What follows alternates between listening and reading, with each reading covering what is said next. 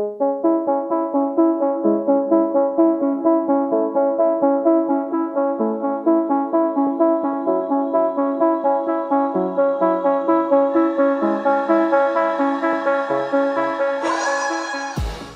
and welcome to the Blackout Podcast, where I get to talk to amazing people who do amazing things. And today I have the chair of the Music Nova Scotia board, my friend, and the general manager at Bent Ridge Winery, Meghan Scott. Thanks for coming to the podcast today. Hi, Israel. Thanks for having me. Okay, so I mean, it's been great being on the board. Like, I've learned so much from you, and you've kind of, changed the dynamic of things. So I'll start with that because that's where I really got to know you. Why did you get on the board, and why did you feel those changes that you've reignited so far as the chairman of the board? Why did you feel those changes were necessary? Well, I got interested. I've been working in the music industry on the East Coast since about 2007.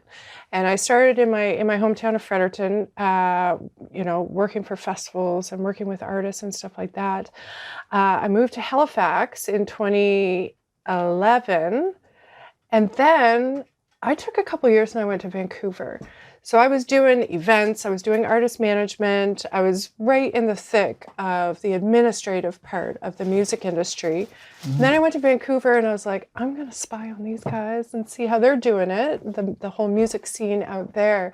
And so when I came back, I came back full of, ideas and stuff like that. And I thought, well, maybe this might be a good time to run for the board of Music Nova Scotia and lend my volunteer time and what I've learned over the past 15, 20 years in the music industry.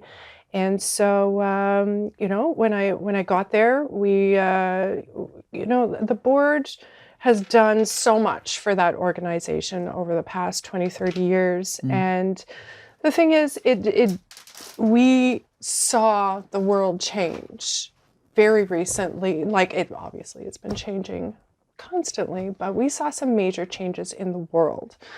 The murder of George Floyd, the pandemic, all of these things that really culminated in a moment in time where I think collectively we knew we had to change, and there wasn't there wasn't any looking back anymore. And so I decided that, moving forward, when I was elected the president of the board, that just because we've done things a certain way for 25 years doesn't mean we have to keep doing it that way. There are other ways of getting our work done. There are other genres of music to pay attention to and to support. There are other communities in our province that need just as much support and attention as our traditional music genres, that the rock and the Celtic. So we decided to focus on really focus on emerging artists.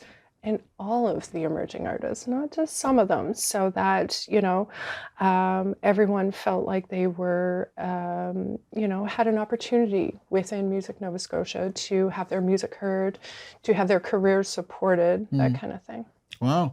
And the change, like you said, a lot happened, but the change has also been dynamic, really interesting, and over the last 2 or 3 years, so much has changed. And I think the board as a whole, right? But with you at the tip of the spear, shepherding it, you kind of just brushed over this 15-year career you had.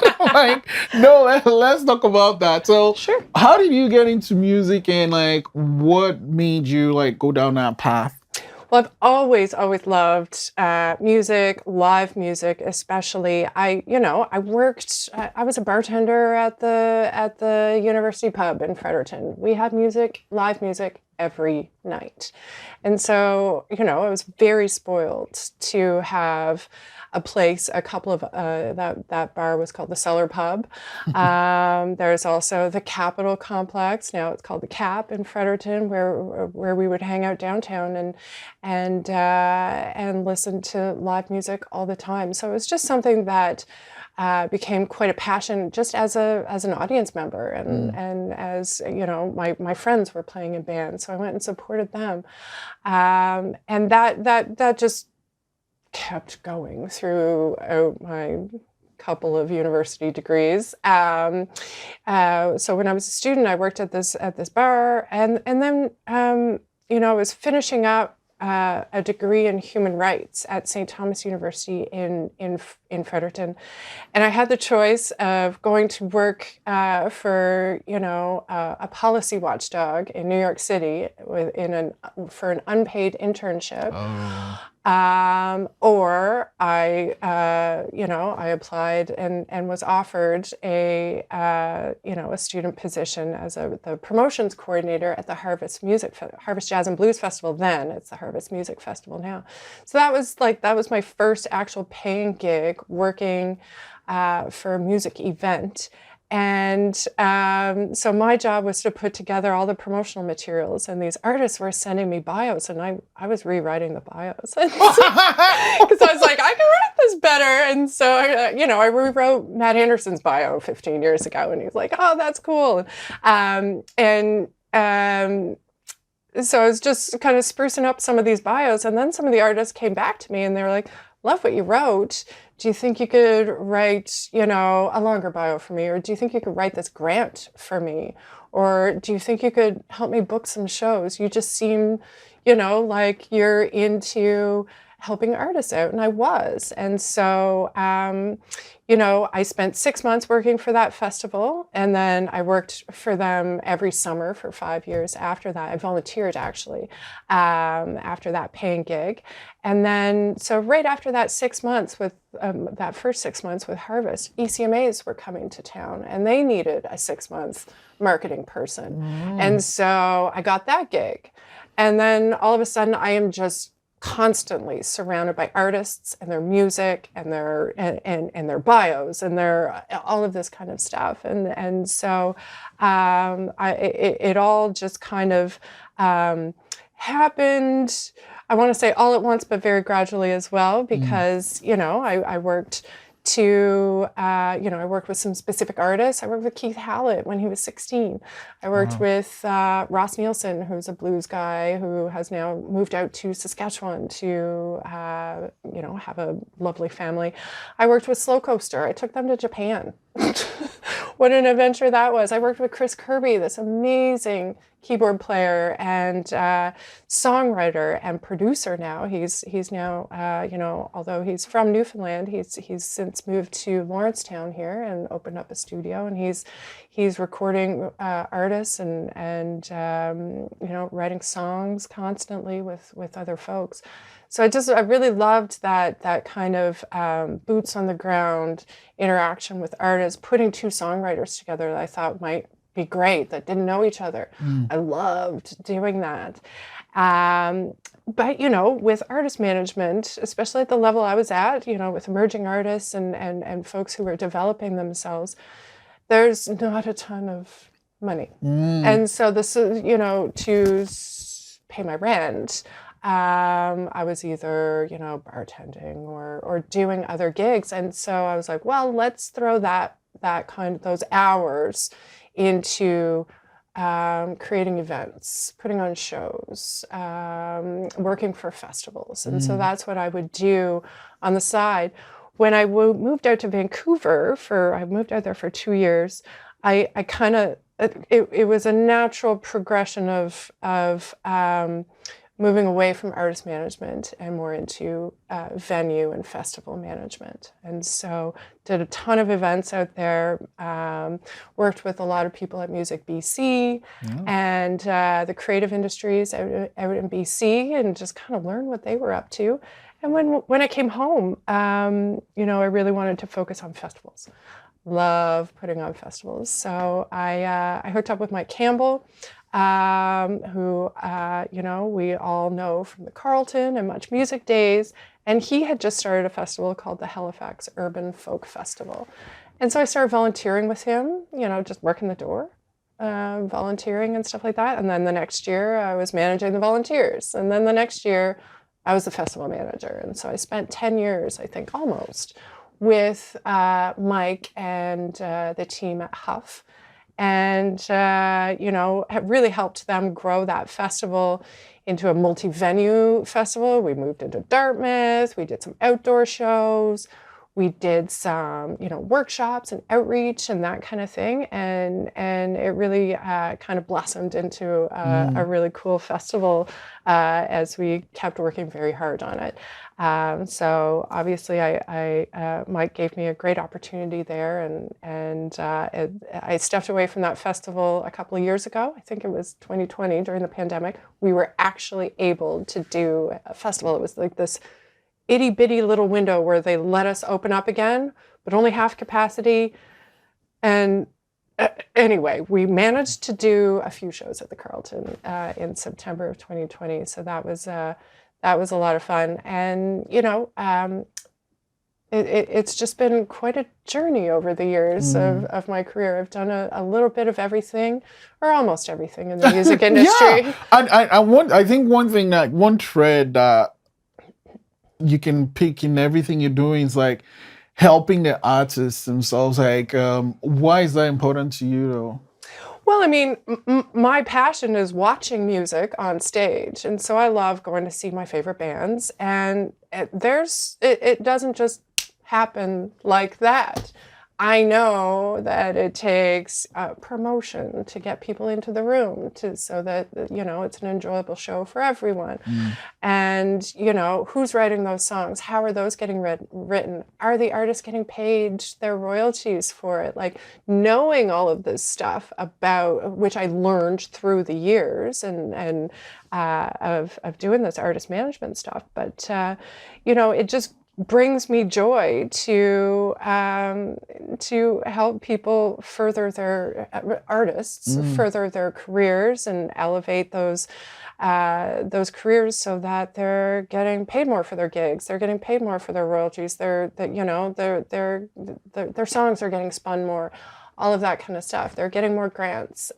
So it's just, the finish line for me is watching that amazing show on the stage, and then like from backstage, you're on the wing of a stage, and you're looking out at the crowd and all of those smiles. And I guess the joy is like, well, I helped put those smiles on those people's faces, and look at the artists, they're having a great time. And so it's really just about joy for everybody. Okay, so you mentioned that you worked with some specific artists, like you had access to all these artists. How would you narrow down the people you actually managed when you did that? Oh, it was it was very organic. I didn't have any specific criteria, like this artist has to have sold this many CDs or something like that, or have this much recognition before I would work with them. It was really about music that I liked, and artists that I respected, and artists that I saw were working hard and just needed a hand. And so, yeah, there wasn't any like really specific criteria involved. Okay.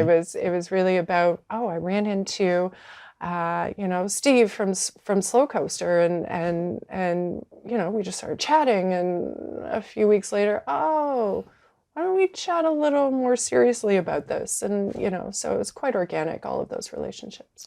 Okay, so you have this hat where you're helping the artists that make the music you love, but now you're managing this winery. How did that happen? And what is like a typical day at the winery?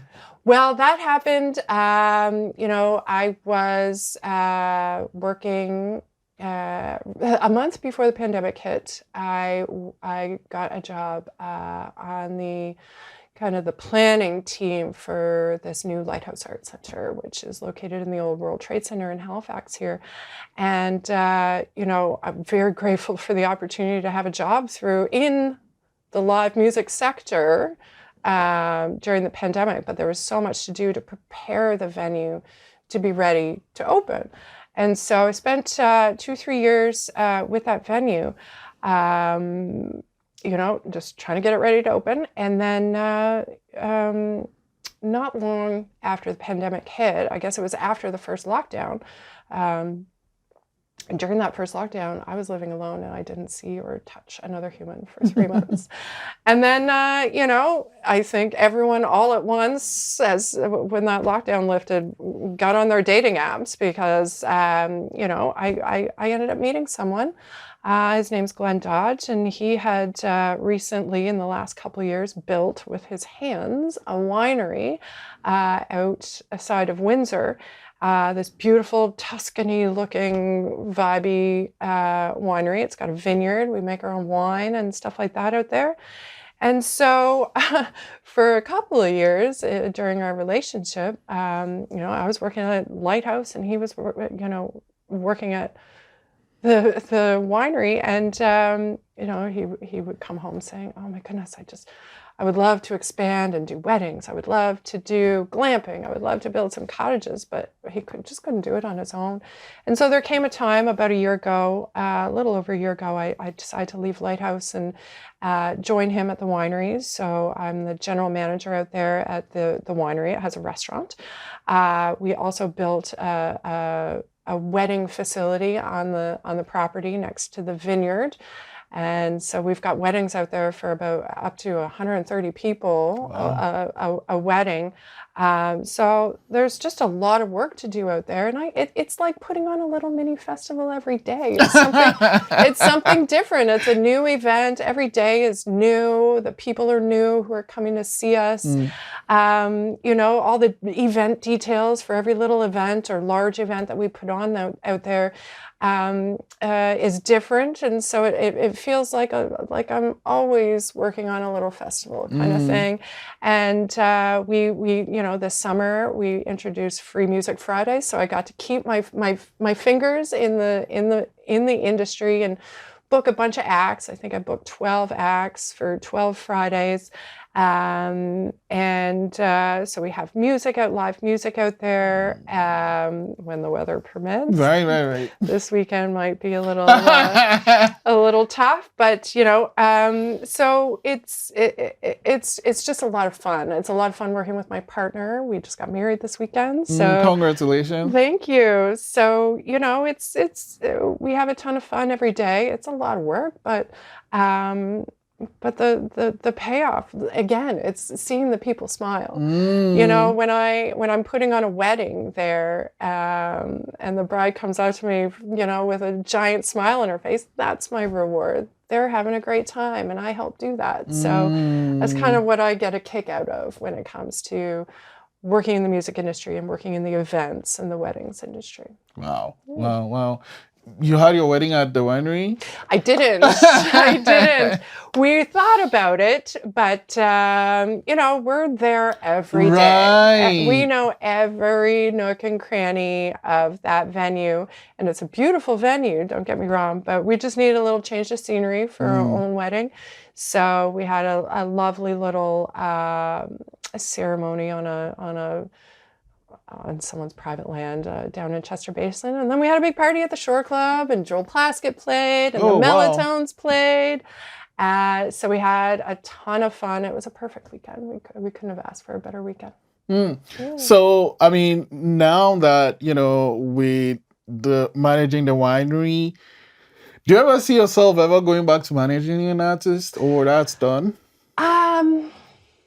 I don't know. I guess I haven't done it in quite some time. It's probably been about 10 years since I have officially managed an artist. And so a lot has changed in the industry. And while I have, with my role at Music Nova Scotia, I keep a very, I keep my eye on the industry, obviously, but I'm not in it with my boots on the ground the way I used to be. And so I think I would find it a bit tough to get my mindset back into kind of the day-to-day artist grind or routine or something like that. I think that, I had a great time doing it. I had an amazing. We went on tours. We had great times, but I think that with my skill set and I guess my interests and preferences, I really like the position I'm in now.